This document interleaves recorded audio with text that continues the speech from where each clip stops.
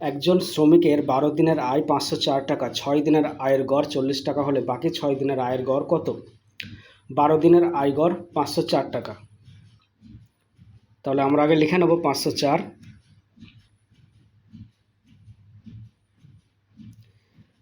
6 দিনের আয়ের গড় 40 টাকা, মানে 4 6 24, 240 টাকা প্রথম 6 দিনের গড়। তাহলে আমরা 504 থেকে 240 টাকাটা বিয়োগ করে দেব। 4 নিচে 0 4, ওপরে 0 মানে 10, 10 থেকে 4 বিয়োগ করলে 6, হাতে থাকলো 1 3, 5 থেকে 3 বিয়োগ করলে 2, 264। এবার এই 264টাকেই আমরা 6 দিয়ে ভাগ করে দেবো, তাহলে আমাদের বাকি 6 দিনের গড় যে আয়, সে আয়টা চলে আসবে। তাহলে 264কে 6 দিয়ে যদি কাটি, 4 6 24, 4 6 24, 44 টাকা আমাদের সঠিক উত্তর। মানে বাকি 6 দিনের আয়ের গড় 44 টাকা। অপশান বি হয়ে যাবে সঠিক উত্তর।